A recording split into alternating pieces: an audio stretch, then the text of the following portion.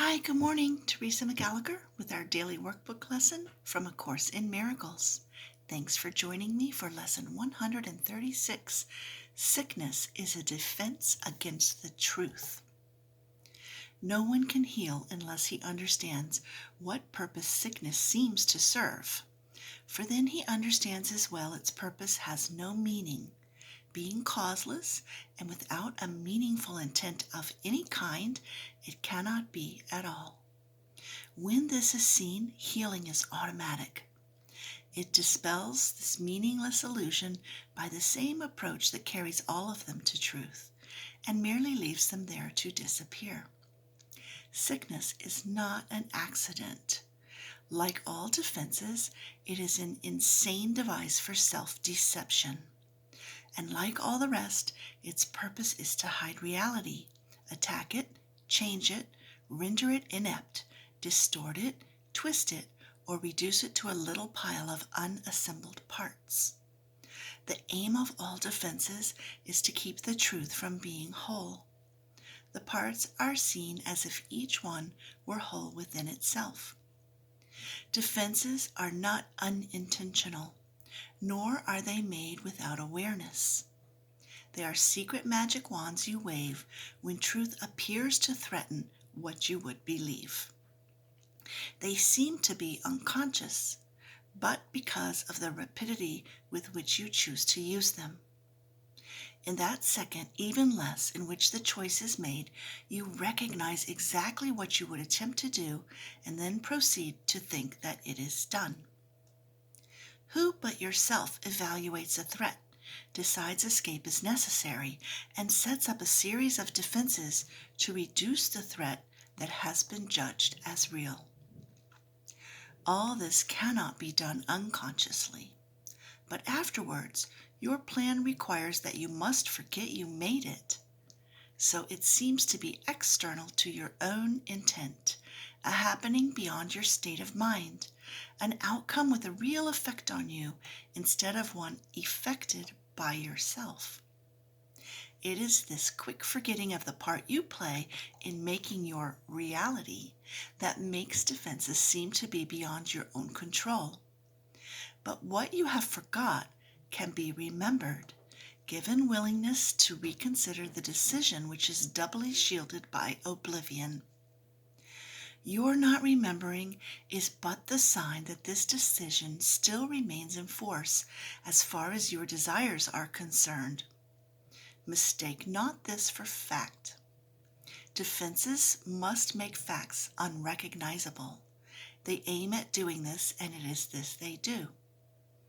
Every defense takes fragments of the whole, assembles them without regard to all their true relationships, and thus constructs illusions of a whole that is not there.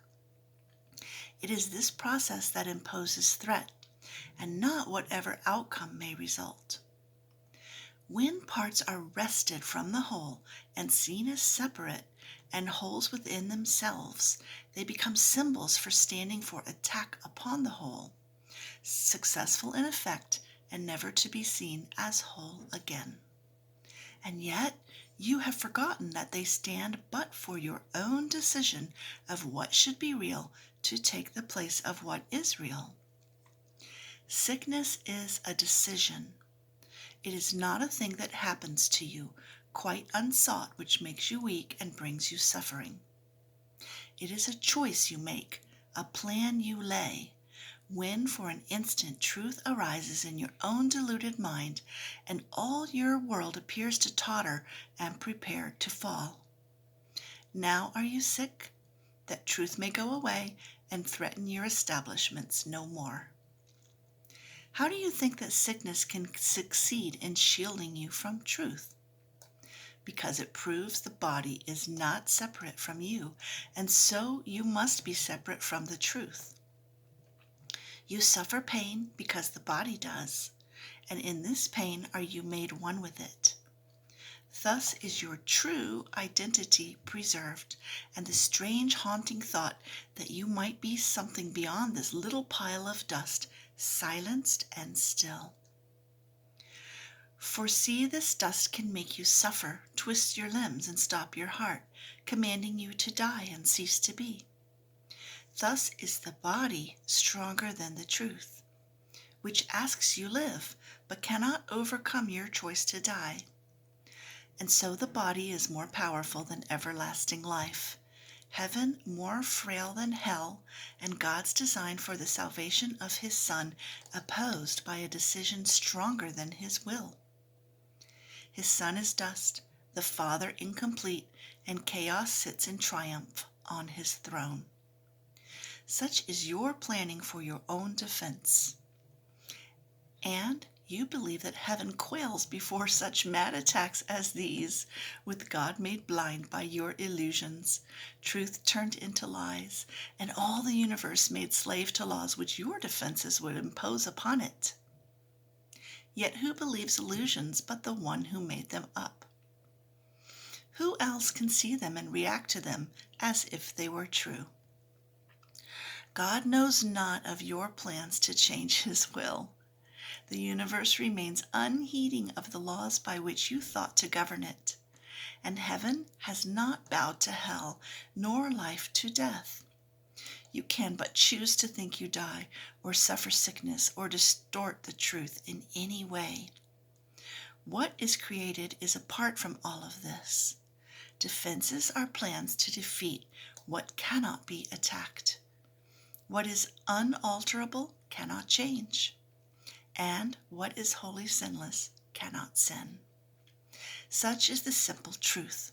It does not make appeal to might nor triumph. It does not command obedience, nor seek to prove how pitiful and futile your attempts to plan defenses that would alter it. Truth merely wants to give you happiness, for such its purpose is. Perhaps it sighs a little when you throw away its gifts, and yet it knows with perfect certainty that what God wills for you must be received. It is this fact that demonstrates that time is an illusion, for time lets you think what God has given you is not the truth right now, as it must be. The thoughts of God are quite apart from time, for time is but another meaningless defense you made against the truth. Yet what he wills is here, and you remain as he created you. Truth has a power far beyond defense, for no illusions can remain where truth has been allowed to enter. And it comes to any mind that would lay down its arms and cease to play with folly. It is found at any time, today, if you will choose to practice giving welcome to the truth. This is our aim today, and we will give a quarter of an hour twice to ask the truth to come to us and set us free. And truth will come, for it has never been apart from us. It merely waits for just this invitation which we give today. We introduce it with a healing prayer to help us rise above defensiveness and let truth be as it has always been. Sickness is a defense against the truth. I will accept the truth of what I am and let my mind be wholly healed today. Healing will flash across your open mind as peace and truth arise to take the place of war and vain imaginings. There will be no dark corners sickness can conceal and keep defended from the light of truth. There will be no dim figures from your dreams, nor their obscure and meaningless pursuits with double purposes insanely sought remaining in your mind. It will be healed of all the sickly wishes that it tried to authorize the body to obey. Now is the body healed, because the source of sickness has been opened to relief, and you will recognize you practiced well by this. The body should not feel at all.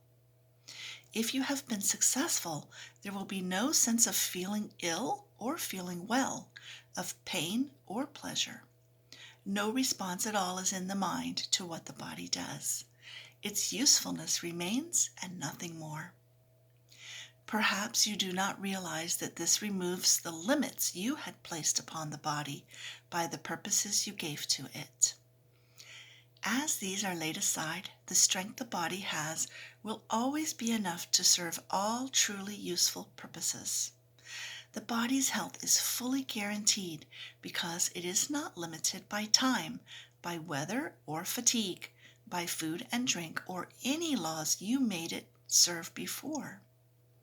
You need do nothing now to make it well, for sickness has become impossible. Yet this protection needs to be preserved by careful watching. If you let your mind harbor attack thoughts, yield to judgment, or make plans against uncertainties to come, you have again misplaced yourself and made a bodily identity which will attack the body, for the mind is sick. Give instant remedy should this occur, by not allowing your defensiveness to hurt you longer. Do not be confused about what must be healed, but tell yourself, I have forgotten what I really am, for I mistook my body for myself. Sickness is a defense against the truth, but I am not a body, and my mind cannot attack, so I cannot be sick. So we have 2 practice periods today, 15 minutes each, remembering that sickness is a defense against the truth.